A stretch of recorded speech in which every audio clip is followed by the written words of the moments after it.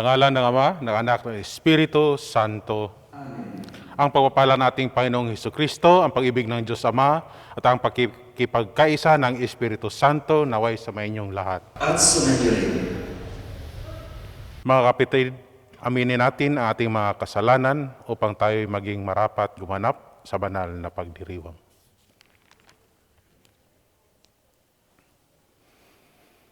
Inaamin ko sa makapangyarihang Diyos At sa inyo mga kapatid, na lubha akong nagkasala sa isip, sa salita at sa buwan, at sa aking pagkukulang. Kaya na isinasabi ko sa mga na Birhen Maria, sa lahat ng mga anghel at mga banal, at sa inyo mga kapatid, na ako'y ipanalangin sa Panginoong ating Diyos. Kaawaan tayo ng makapangyarihang Diyos, patawarin tayo sa ating mga kasalanan at patnubayan tayo sa buhay na walang hanggan. Amen. Panginoon, kawaan mo kami. Panginoon, kaawaan mo kami. Kristo, kawaan mo kami. Kristo, kaawaan mo kami. Panginoon, kawaan mo kami. Panginoon, kaawaan mo kami. Manalangin tayo. Ama naming makapangyarihan, ang iyonawang kagandahang loob ay manguna at sumubaybay sa aming pamumuhay ngayon at sa araw-araw upang kami itaguyod sa paninindigang gumawa ng kabutihan. Sa pamamagitan ni Hesukristo kasama ng Espiritu Santo magpasawalang hanggan. Amen. Magsiupo po sila. Ang panyaya ng Panginoon ay para sa lahat. Ang pagpapaunlak dito ay papawi sa gutom at kalungkutan, sa kamatayan at kahihiyan. Mapasa at ginawa ang mga biyayang ito sa pamamagitan ng ating pagtanggap sa panyaya ng Diyos. Pagbasa mula sa aklat ng Propeta Isaías. Sa bundok ng Sion, aanyayahin ng Panginoon ang lahat ng bansa. Gagawa siya ng isang piging para sa lahat, na ang handay masasarap na pagkain at inumin. Sa bundok din ito'y papawiin niya ang kalungkutan naghahari sa lahat ng bansa. Lubusan na niyang papawiin ang kamatayan. Papahirin ng Panginoon ang iluha ng lahat. Aalisin niya sa kahihiyan ang kanyang bayan. Kung maggagayon, sasabihin ng lahat, siya ang ating Diyos na ating pinagtitiwalaan. Ang inaasahan nating magliligtas sa atin. Magalak tayo at ipagdiwang ang kanyang pagliligtas. Iingatan ng Diyos ang bundok na ito. Ang salita ng Diyos. Salamat sa Diyos. Salmong tugunan. Lagi akong mananahan sa bahay ng buong mahal. Panginoon ay aking pastor, hindi ako magkukulang. Ako'y pinahihimlay sa mainam na pastulan, at inaakan niya ako sa tahimik na batisan. Binibigyan niya ako ng iyong bagong kalakasan. Lagi akong mananahan sa bahay ng buong mahal. At sang-ayon sa pangako na kanyang binitiwan, sa matuwid na landasin, doon ako iaakay. Kahit na ang daang iyo'y tumatahak sa karinglan, hindi ako natatakot pagkat ika'y kaagapay. Ang tungkod mo at pamalo, ang gabay ko at sanggalang. Lagi akong mananahan sa bahay ng buong mahal. Sa harapan ng lingkod mo, ikaw ay may handang tulang. Ito'y iyong ginagawang nakikita ng kaaway. Nalulugod ka sa akin na ulo ko ay langisan, at pati na ang kalis ko ay iyong pinaapaw. Lagi akong mananahan sa bahay ng buong mahal. Tuloy ng pag-ibig mo at ang iyong kabutihan. Sa akin tataglayin habang ako'y nabubuhay. Doon ako sa templo mo lalagi at mananahan. Lagi akong mananahan sa bahay ng buong mahal. Malaki ang naitulong ng mga taga-Filipos kay San Pablo. Sila ay kanyang pinapangako ang gagantimpalaan ng Diyos ng kayamanang hindi mauubos at ng katugunan sa lahat ng kanilang pangangailangan. Pagbasa mula sa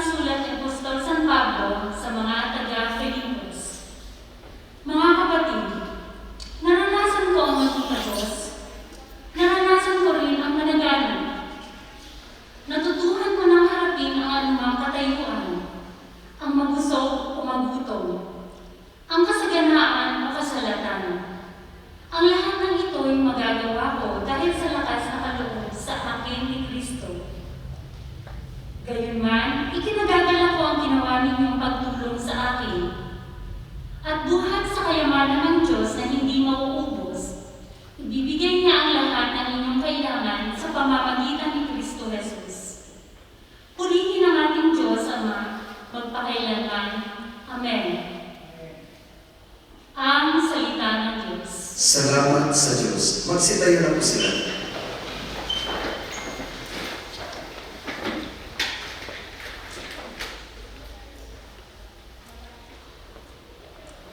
Aleluya, aleluya, aleluya. Diyos Ama ni Jesucristo, kami ay ibanagan mo at tutugon kami sa iyo. Aleluya, aleluya.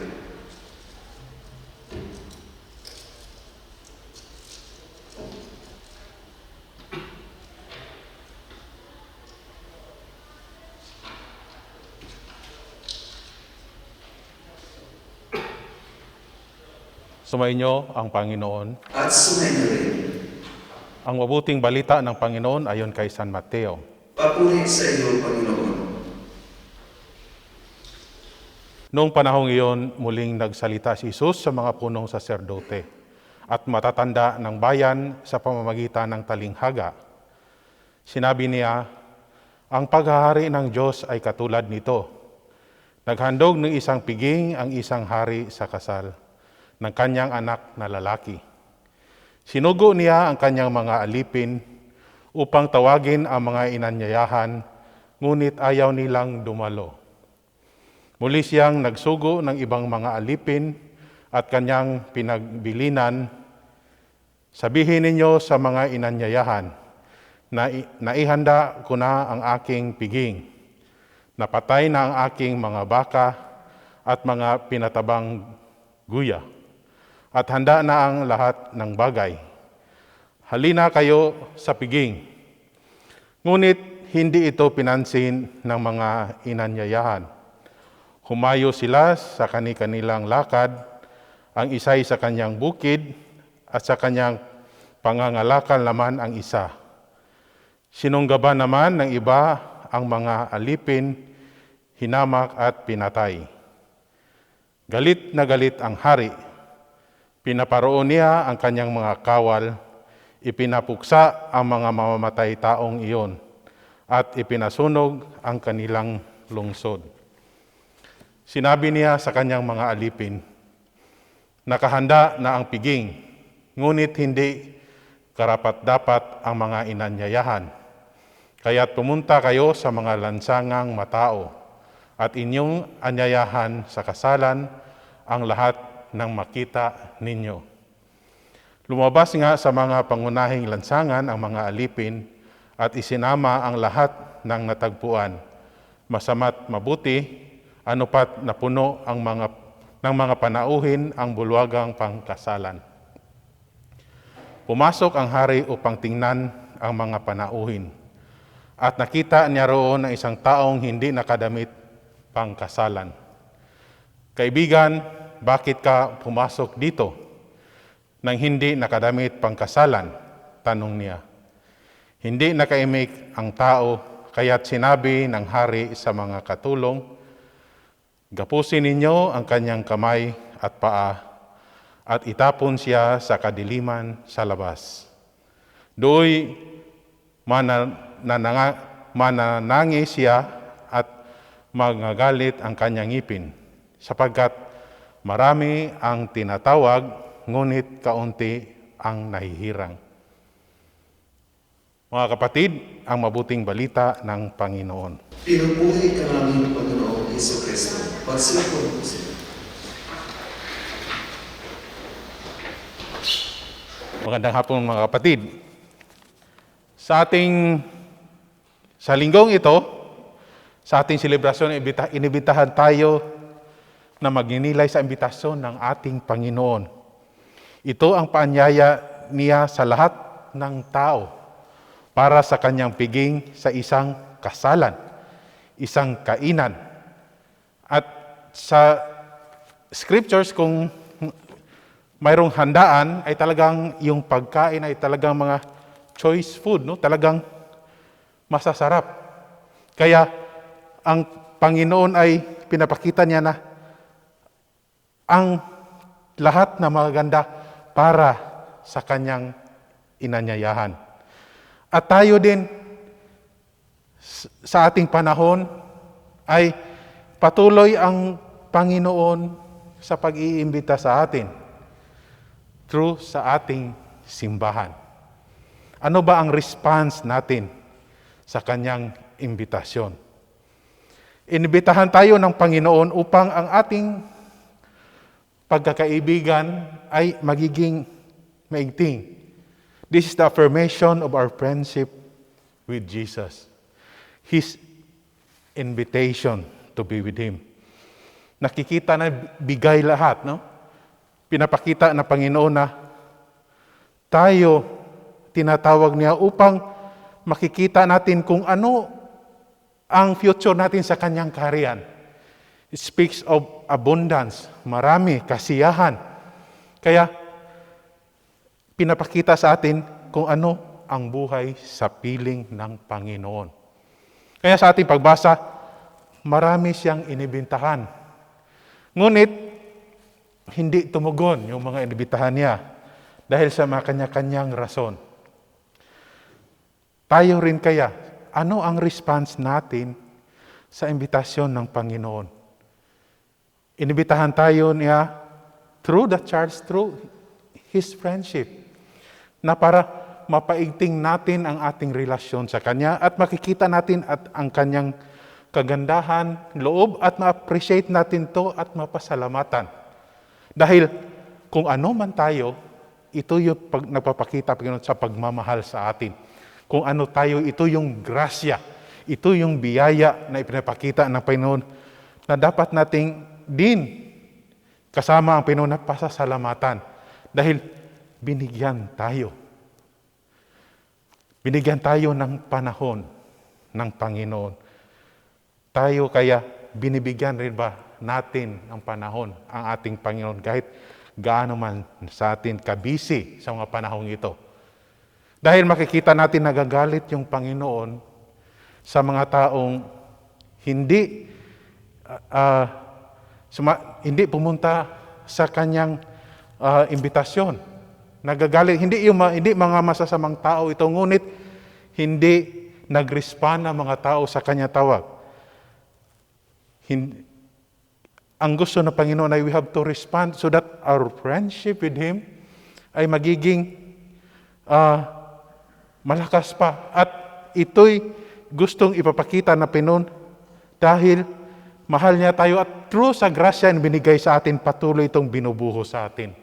Kaya nga, inibitahan tayo, mayroon ba kayong panahon sa akin? So, nagagalit ang Panginoon sa mga taong walang panahon sa Kanya. Sa ating buhay ba, may pinaprioritize ba natin nakaparte sa ating buhay ang Panginoon? Ito yung imbitasyon ng Panginoon sa atin dahil hindi tayo magtatagal dito sa mundo. Our life would end with the Lord sa Kanyang kaharian na mayroong kasiyahan, mayroong karangyaan at abundance. No? Kaya nga, inibitahan tayo, halina kayo. Dahil sa akin, makikita ninyo kung ano ang mayroon ako sa aking kaharian. Kaya nga, napakaganda ng loob ng Panginoon. Siya pa rin gumagawa ng paraan para tayo mapalapit sa Kanya. Through the prophets, through the disciples, at up to now, inibitahan tayo sa Kanyang piging. Sa Kanyang pagkakaisa through our celebration of grace, celebration of thanksgiving. Dahil sa ating Panginoon ay mayroong grasya. Dahil kung wala tayong panahon sa Panginoon, ay unti-unti rin ang grasya ng Panginoon ay sabihin natin lalayo sa atin. Dahil wala tayong panahon sa Kanya. Halimbawa kaya kung ang Panginoon ay walang panahon sa atin, nandito pa kaya tayo ngayon? Ang Kanyang paanyaya sa atin ay ito lang yung pinapakita sa atin nung gaano tayo kamahal na ayaw na Panginoon na palayo tayo. Ang gusto na magiging isa sa Kanya at we share the same blessings. We share the abundance of Christ.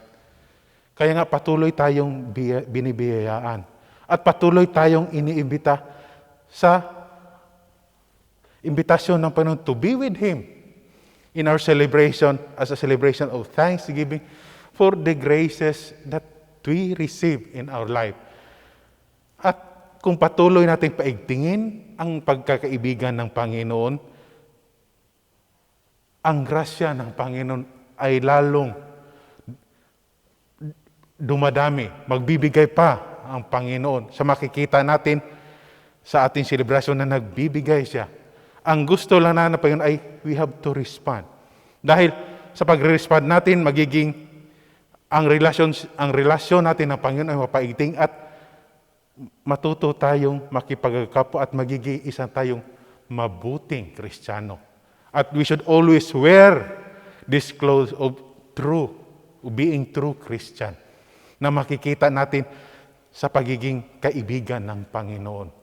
Dahil kung lalayo tayo sa Panginoon, ay sasabihin natin ay ang Panginoon ay, ang grasya ng Panginoon ay lalayo din sa atin at tayo din ay mapalayo sa Kanyang ating relasyon ay mapalayo din sa Kanya. Dahil iba yung focus natin. Katulad sa ating ebanghelyo na iba yung focus nila.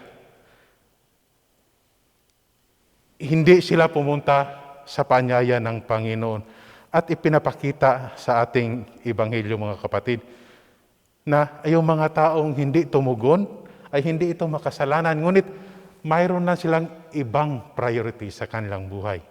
Kaya sa ating sitwasyon din, sa ating pagkakaibigan, kung hindi natin i-prioritize yung pagandahin ang relasyon natin sa ating pamilya, kung hindi natin i-prioritize kung paano tayo magkakaisa, maraming instances na ang temptation ay talagang sisira sa pagsasamahan. Kaya kung nandyan tayo sa Panginoon, mapaigting natin ang ating relasyon at patuloy nating magiging isang mabuting Kristiyano. Kaya nga at the end of our gospel, nagagalit din ang Panginoon dahil nandyan sa celebration pero hindi nakaayos damit na pangkasalan. Ang ibig sabihin nito na tayo din kung kasama natin ang ating buhay din ay babaguhin natin. Dahil kung palagi tayong kasama sa Panginoon, ang ating buhay ay magbabago at mamumuhay tayo na naaayon sa kalooban ng Panginoon. Naaayon sa Kanyang mga utos dahil kasama natin ang Panginoon. Kung lalayo tayo ay kung iibahin natin ang ating paningin, ibabaling natin sa iba ay may instances na madali tayong matukso, madali tayong madala. Kaya sa ating buhay Kristiyano, kailangang mapalapit tayo sa Panginoon upang magiging ang ating kalooban ay in accordance sa kalooban sa Panginoon, magiging totoo tayo sa isa't isa. Hindi ang garantiya natin na palaging nasa simbahan tayo, ngunit ang ating pagiging nasa simbahan, membro ng isang community sa ating simbahan Katoliko, makikita din sa ating gawa. Kaya isusuot natin ang identity natin bilang totoong Kristiyano. Dahil magagalit din ang Panginoon kung susunod tayo sa Kanya sa salita lang. Ngunit ipapakita natin ito sa ating mga gawa araw-araw. Kaya ang gusto ng Panginoon, mapalapit tayo sa Kanya dahil upang walang chance ang demonyo na aagawin tayo sa Kanya. Kaya the Lord is doing His best to invite us to be near with Him through the celebration, to remind us that God is always with us. Let us keep the friendship alive. And to make that friendship alive is to live the true Christian values. Hindi lang sa pangalan. Hindi lang na membro ka sa isang simbahan. Ngunit ang pagiging membro mo ay makikita rin sa pakikitungo mo sa kapwa. Dahil at the end of our life, we will be judged kung anong nagawa mo bilang isang Kristiyano. Kaya nga, pinapakita ng Panginoon kung ano ang kaharian niya. Sa kaharian niya ay mayroong abundance, pagkain, joy, Banquet. Kaya ngayon palang pinapakita sa ating selebrasyon nga, in God, there is abundance. Kaya sinasabi sa atin ng Panginoon nga, sana din sa ating buhay, sa mga grasya na ating natanggap, ay mayroon ding parte ang ating Panginoon. Na hindi lang lahat na sa ating pangkabuhayan, ngunit sa atin ding spiritual na bagay. Dahil ang nagbigay sa atin ng pangkabuhayan ay yung taong nagagayad sa ating spiritual. Dahil kung mawawala ito, ay tayo ay wala din. No? Bigyan natin ng ng time ang Panginoon upang ang Panginoon ay magbibigay din sa atin ng time. Kaya kung mawala ng time ang Panginoon sa atin, wala tayo. Mamamatay tayo. No? Kaya nga, God give us grace every day. Ang buhay natin ay binibigyan ng extension ng Panginoon dahil mahal tayo ng Panginoon. Ang ating response lang ay, sana bigyan din natin ng pagkakataon at time ang Panginoon sa ating buhay upang patuloy ang Panginoon sa pag-guide sa atin, magiging isang katulad niya, magiging isang totoong Kristiyano, isang totoong Katoliko na sinusuot ang damit ng kabanalan. Kaya ang celebration natin ito is a reminder for us to always follow Christ in our life, as also as a way of thanksgiving dahil sa lahat-lahat ng binibigay ng Panginoon sa atin. Kahit kung minsan tayo ay hindi kaaya-aya sa kanyang mata. Ngunit kung nasa Panginoon tayo, we also have to strive na mapalapit sa Kanya through the sacraments, through the Holy Eucharist. Dahil sa mga pagkakataong ito yung way ng Panginoon upang mapaigting natin ang ating relasyon para sa ating Panginoon. Upang tayong lahat ay mamumuhay na kaisa sa Kanya, sa Kanyang kaharian na mayroong abundance of everything. There is joy, there is love, and we should radiate this church outside the four walls of our church. No? Sa labas natin, ipapakita natin na iraradiate natin ang goodness ng Panginoon upang ang mga taong makahalubilo natin ay makikita sa atin na kagandahang loob upang pumunta sa piging ng ating Panginoon para tayo magiging isang tagapag-akit o mga disipulo o mga propeta na taga-akay through sa celebration natin, sa celebration of thanksgiving, celebration of joy, celebration of abundance. Kaya nga, tayo ngayon, inibitahan ng Panginoon. Kahit kaano man kabisi sa atin, bigyan natin ng pagkakataon ng ating Panginoon para sa panahon upang makipagkikiisa sa Kanya at sa panahon upang kausapin siya, upang tayo magabayan sa tamang daan, upang tayo magabayan para tayo patuloy natin isusuot ang damit ng kabanalan, hindi lang sa pangalan. Dahil tayo huhusgahan sa ating mga ginagawa sa ating kapwa. At sa ating pangtutunguhan ay ito yung lugar na maraming biyaya. No? There is abundance of everything. There is love, there is joy, there is peace. And ito yung gusto nating puntahan at the end of our life. Dahil hindi tayo magtatagal. Kaya nga, our celebration today reminds us na ang ating hangganan dapat doon sa Panginoon. Kaya kung patuloy tayong nasa piling ng Panginoon, patuloy tayong mag-celebrate, magkikiisa sa Kanya sa bangketa upang palalahanin tayo na ang Panginoon ay ang lahat, kung ano man ang lahat nandito sa atin ay biyaya na Panginoon na dapat nating pasalamatan. Dahil kung wala ang Panginoon, wala din tayo. Kaya sa imbitasyon ng Panginoon, bigyan din natin ng priority ang Panginoon sa ating buhay upang tayo ay patuloy na magbago at patuloy na magiging isang totoong Kristiyano na damit na palagi nakasuot ng damit kabanalan. Amen.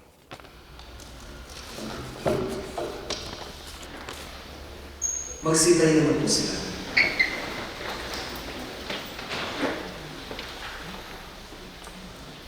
Sumasampalataya ako sa Diyos, mahang makapangyarihan sa lahat. Na may gawa ng langit at lupa. Sumasampalataya ako kay Jesucristo, isang anak ng Diyos, Panginoon nating lahat. Nagkatuwang tao siya lalang ng Espiritu Santo. Ipinanganak sa Santa Maria Birhen. Pinagpakasakit ni Poncio Pilato. Ipinangako sa krus na namatay iniling. Nanako sa kinaroonan ng mga yumao. Nang may katong araw na buhay magmuli. Umakyat sa langit, nalulupok sa kanan ng Diyos, amang makapangyarihan sa lahat. Doon nagmulang paririto at hukom sa mga buhay at namatay na tao. Sumasampalataya naman ako sa Diyos Espiritu Santo, sa banal na simbahang Katolika, sa kasamahan ng mga banal, sa patawaran ng mga kasalanan, sa pagkabuhay na namamatay na tao, at sa buhay na walang hanggan. Amen. Hingin natin sa Diyos na maging handa tayo at karapat-dapat dumalo sa dakilang kasalan sa wakas ng panahon. Sa pagdiriwang ng kaligtasang bigay ng Panginoon para sa bawat hilingan ang ating itutugon, Amang nag-anyaya sa amin, dinggin mo ang aming panalangin. Amang nag-anyaya sa amin, dinggin mo ang aming panalangin. Para sa mga namumuno sa simbahan, upang paunahan nila ang pagpaanyaya ng Diyos sa dakilang kasalan ng kaligtasan at maisama ang kanilang kawan sa pagdiriwang na ito sa kaharian ng Diyos. Manalangin tayo sa Panginoon. Amang nag-aanyaya sa amin, dinggin mo ang aming panalangin. Para sa mga namumuno sa ating bansa, lalo na sa panahon ito ng COVID-19 pandemic, upang mapaunahan nila ang paanyaya ng Diyos sa dalisay at taus-pusong paglilingkod na magdadala sa kanila ng buhay at kaligtasan. Manalangin tayo sa Panginoon. Amang nag-aanyaya sa amin, dinggin mo ang aming panalangin. Para sa lahat ng mga kumikilos sa ating mga pagamutan at nagsisikap na supuin ang pagkalat ng COVID-19 pandemic, at para na rin sa mga kabalo ng pamahalaang nagpapanatili ng kaalisan sa ating bayan, upang tingin nila ang paanyaya ng Panginoon sa kabayanihan at mga taong nila ang pinangakong ligayang walang katapusan. Manalangin tayo sa Panginoon. Amang nag-aanyaya sa amin, dinggin mo ang aming panalangin. Para sa ating lahat ng mga Kristiyano, upang sa taong ito ng ekumenismo ay ating paunahan ang paanyaya ng Diyos na kalimutan ng sarili at tahangin ng daan tungo sa panunumbalik ng pagkakaisa sa simbahan. Manalangin tayo sa Panginoon. Amang nag-aanyaya sa amin, dinggin mo ang aming panalangin. Para sa ating lahat na nananalangin sa linggong ito, upang hindi tayo matukso ng mga bagay na panandalian at lumilipas para talikdan ang paanyaya ng Diyos sa pagdiriwang ng kaligtasan at sa pagtatamong ng ligayang hindi kukupas kailanman. Manalangin tayo sa Panginoon. Amang nag-aanyaya sa amin, dinggin mo ang aming panalangin. Tahimik natin panalangin ang ating sariling mga kahilingan.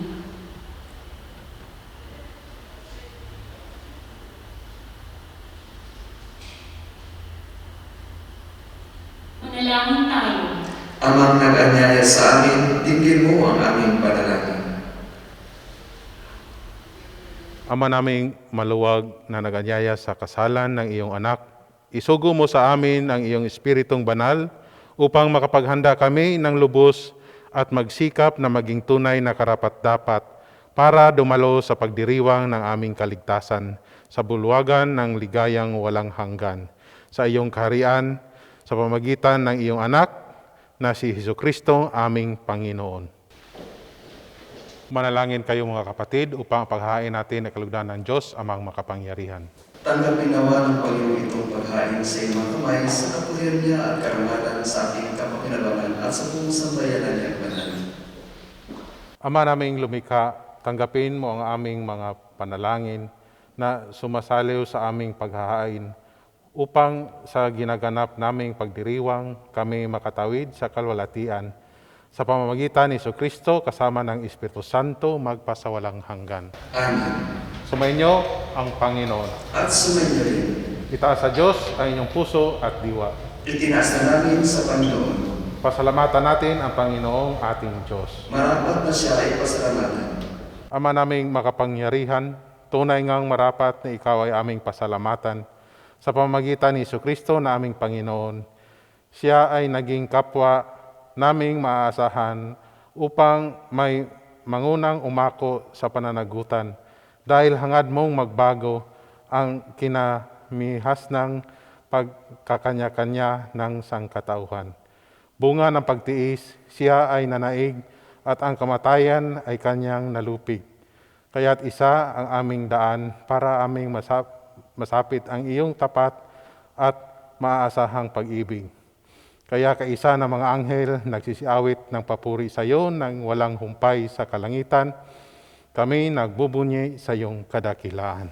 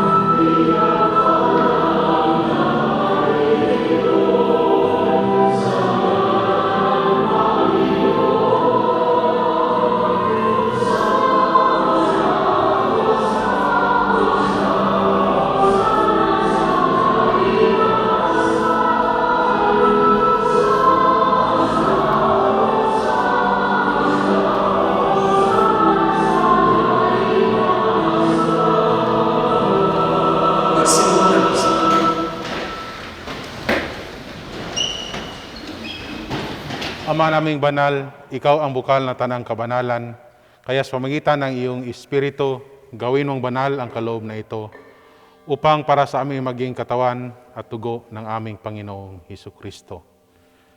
Bago niya pinagtiis ang kusang loob na maging handog, hinawakan niya ang tinapay, pinasalamatan kaniya, pinaghati-hati niya iyon, inabot sa kanyang mga alagad at sinabi, "Tanggapin ninyong lahat ito at kanin.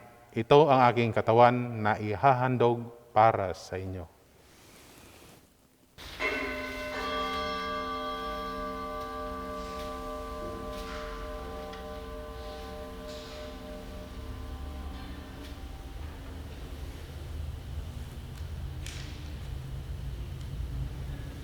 Gayon din naman noong matapos ang hapunan, hinawakan niya ang kalis, muli kaniyang pinasalamatan, inabot niya ang kalis sa kanyang mga alagad at sinabi, "Tanggapin ninyo lahat ito at inumin. Ito ang kalis ng aking dugo, ng bago at walang hanggang tipan. Ang aking dugo na ibubuhos para sa inyo at para sa lahat sa ikapagpapatawad ng mga kasalanan. Gawin ninyo ito sa pag-alala sa akin."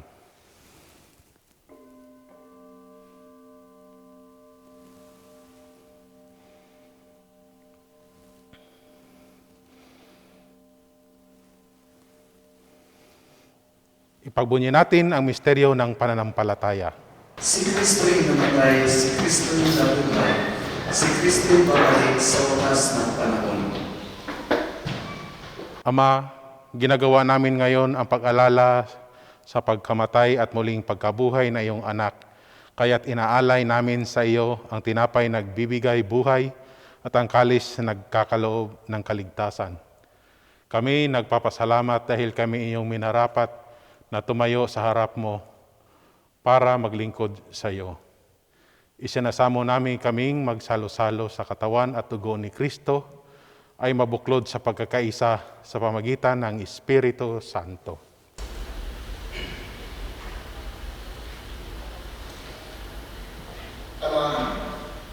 Lingapin mo ang iyong simbahang laganap sa buong daigdig.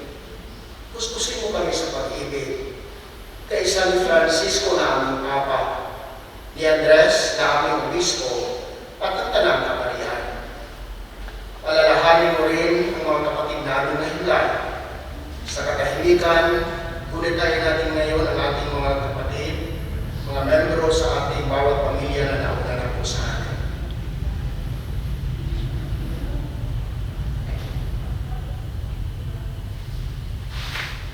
Bigyan mo silang lahat ng pag-asang sila'y muling mabubuhay.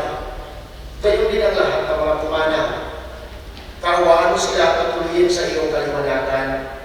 Kaawaan mo at paginapatin kaming lahat na makasalo sa iyong buhay na walang wakas. Kaysa ng mahal na Birheng Maria, na ina ng Diyos, ni San Jose na kanyang kabiyak, kaysa ng mga apostol at ang lahat ng mga banal na namuhay dito sa daigdig ng kalugod-lugod sa iyo. May pagdiwang naman namin ang pagpupuri sa karangalan mo sa pamamagitan ng iyong anak na aming Panginoong Jesucristo. Sa pamamagitan ni Kristo, kasama niya at sa Kanya, ang lahat ng parangal at papuri ay sa iyo, Diyos Amang makapangyarihan, kasama ng Espiritu Santo, magpasawalang hanggan.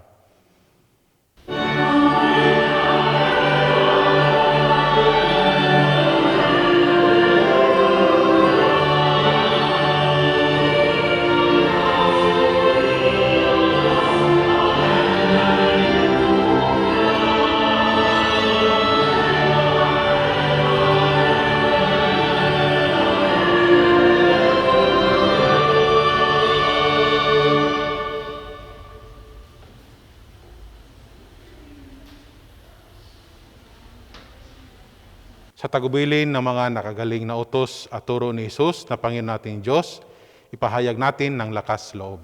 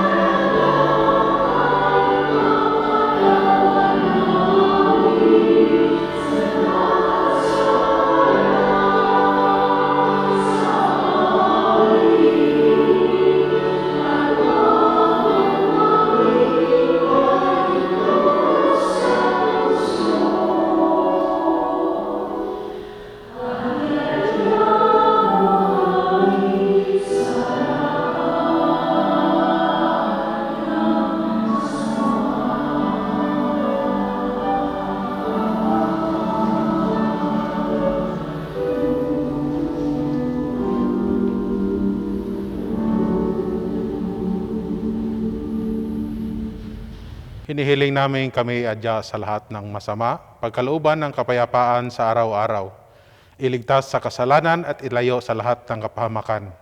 Samantalang kami pinananabikan ang dakilang araw ng pagpapahayag ng tagapagligtas naming si Jesucristo.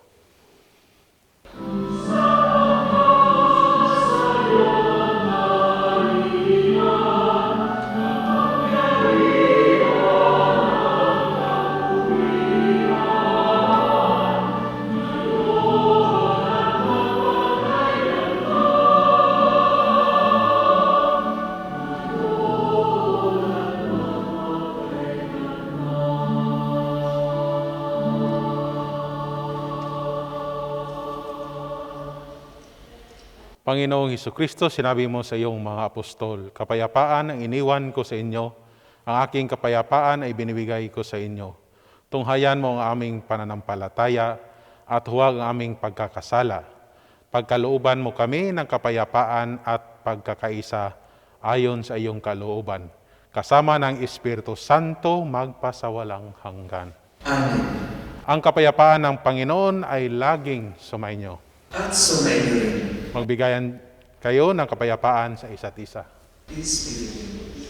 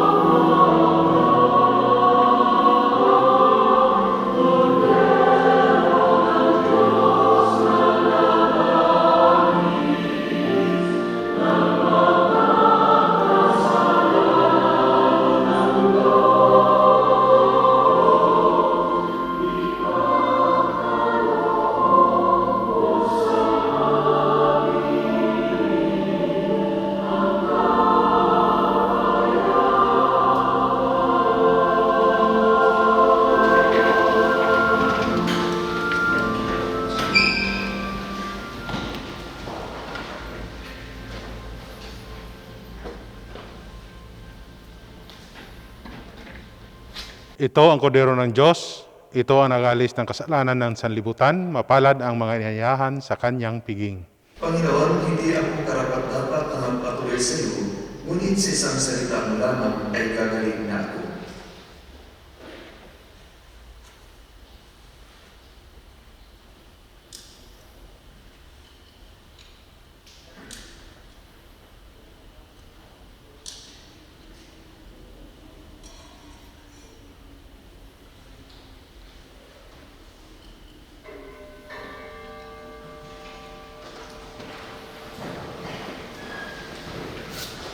Katawan ni Kristo, Amen.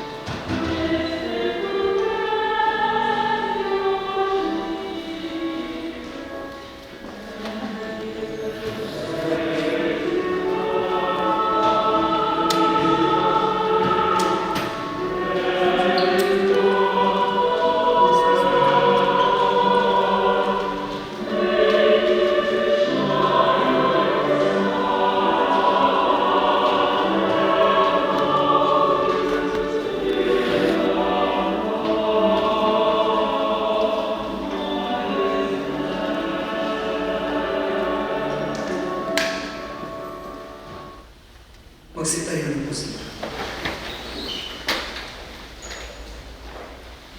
Manalangin tayo.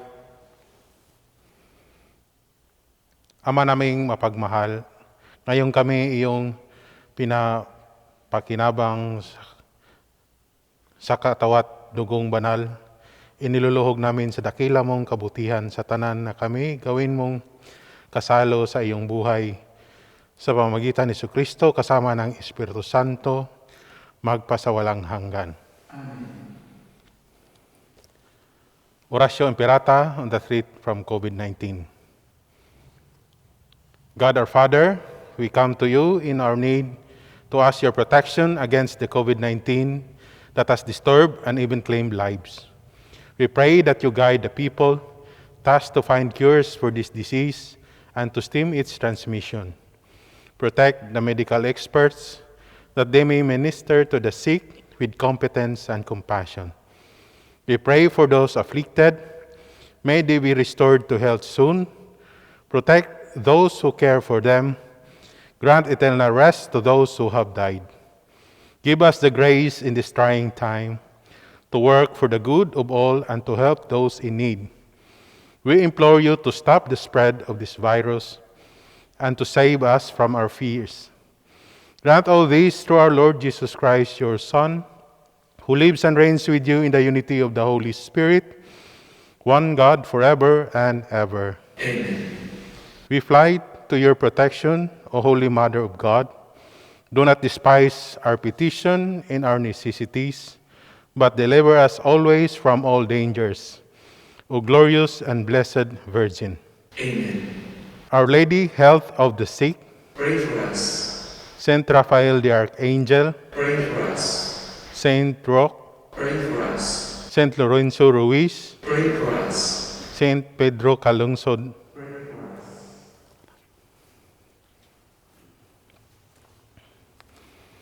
sumainyo ang Panginoon. At sumayin rin. Pagpalain kayo ng makapangyarihang Diyos, Ama, Anak, at Espiritu Santo. Amen. Humayo kayo sa kapayapaan at maging kasangkapan ng pag-ibig ng Diyos para sa lahat. Salamat sa Diyos.